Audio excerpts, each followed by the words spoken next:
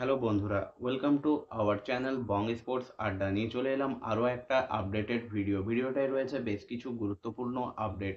তাই ভিডিওটা তোমাদের শেষ পর্যন্ত দেখার অনুরোধ রইল। তাহলে আর বেশি কথা না বাড়িয়ে আজকের এই ভিডিওটা শুরু করা যাক। প্রথমে কথা বলবো কেবিএফসিকে নিয়ে।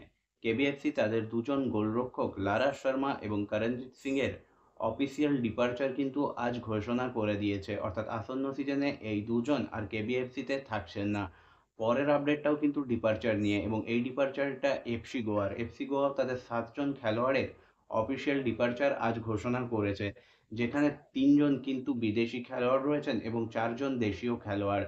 বিদেশি খেলোয়াড়দের মধ্যে রয়েছেন নোয়া সাদোই, কার্লোস মার্টিনেজ, ভিক্টর রড্রিগেজ, এবং দেশীয় যে খেলোয়াড়দের এফসি গোয়া রিলিজ করে দিয়েছে তাদের মধ্যে অন্যতম হলেন গোলরক্ষক ধীরজ সিং, সেভিয়ার গামা, তাদের ক্যাপ্টেন 7 বছর এফসি গোয়ার জার্সিতে খেলা ব্র্যান্ডন ফার্নান্ডেজ এবং স্যামসন পারেইরা। এই 7জন খেলোয়াড়কে কিন্তু আজ অফিসিয়ালি এফসি গোয়ার তরফ থেকে বিদায় জানানো হয়েছে। অন্যদিকে পরবর্তী আপডেটটা মুম্বাই সিটি এফসি, সেখান থেকেও কিন্তু বিদায় ঘটেছে একজন খেলোয়াড়ের। তিনি ভারতের জাতীয় দলের খেলোয়াড়, রাইট উইঙ্গার 33 বছর বয়সী রাহুল ভেকে। তিনিও কিন্তু মুম্বাই সিটি এফসি ছাড়ছেন, এটার জল্পনা বেশ কিছুদিন ধরেই ছিল। আজ তার অফিসিয়াল কনফার্মেশনও মুম্বাই সিটি এফসির তরফ থেকে চলে এসছে এবং তার পরবর্তী গন্তব্য হতে চলেছে বেঙ্গালুরু এফসি।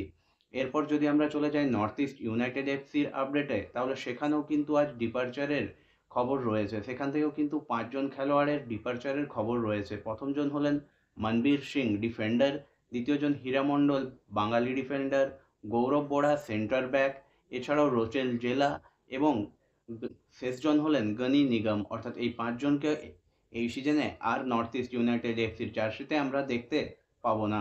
এরপর যদি চলে যাই সোজা আজকের মূল টপিকে, তাহলে সেটা হলো ইস্টবেঙ্গলের নিয়ে আপডেট। বেশ কিছু জল্পনা কল্পনার অবসান ঘটিয়ে শেষ পর্যন্ত ইস্টবেঙ্গলের ডিল ডান হয়ে গেল ডায়মন্ড টাকোসের, এবং তার অফিসিয়াল কনফার্মেশনও কিন্তু এই মুহূর্তে সব থেকে যে অথেন্টিক সোর্স সেই মার্কাস মাগোলার তরফ থেকে কিন্তু চলে এসছে।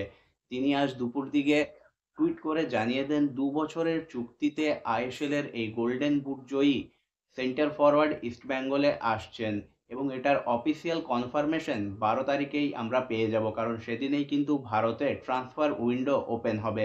অর্থাৎ আর কয়েকটা দিনের অপেক্ষা, তারপরেই কিন্তু ইস্টবেঙ্গল এফসির তরফ থেকেও এটার অফিসিয়াল কনফার্মেশন চলে আসবে। এই সিজনে ইস্টবেঙ্গল কিন্তু ট্রান্সফার মার্কেটে সত্যিই দুর্দান্ত সক্রিয়তা দেখিয়েছে।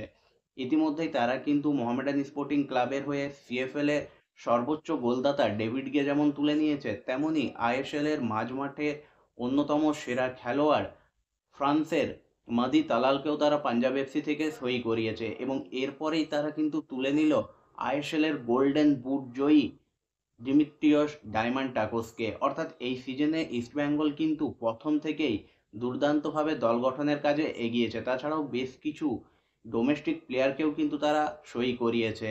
অর্থাৎ বলাই যায় এবার দল গঠনের বাজারে ইস্টবেঙ্গল কিন্তু আর পিছিয়ে নেই। একটা সলিড স্কোয়াড কিন্তু তারা ইতিমধ্যেই বানিয়ে ফেলেছে, এবং সমর্থকেরা আশা করতেই পারেন এই সিজনটা ইস্টবেঙ্গল কিন্তু আইএসএলে দুর্দান্ত শুরু করবে এবং দুর্দান্ত জায়গায় শেষ করবে। ট্রফি জয়ের অন্যতম দাবিদারও কিন্তু বলা যেতে পারে ইস্টবেঙ্গলকে। মাঝমাঠে মেহেদী তালাল এবং আপফ্রন্টে ডায়মন্ড টাকোসের জুটি যে কোনো ডিফেন্স লাইনের ঘুম ওড়াবে তা কিন্তু বলা যেতেই পারে। বন্ধুরা, আজকের এই ভিডিওটা এই পর্যন্ত। ভিডিওটা যদি ভালো লেগে থাকে অবশ্যই তোমরা লাইক, কমেন্ট এবং শেয়ার করে দিও। চ্যানেলটাতে নতুন হলে চ্যানেলটাকে সাবস্ক্রাইব করে নিয়ে নোটিফিকেশন বেল অন করে নিও এইরকমই আপডেটেড ভিডিও পাওয়ার জন্য। দেখা হচ্ছে নেক্সট ভিডিওতে।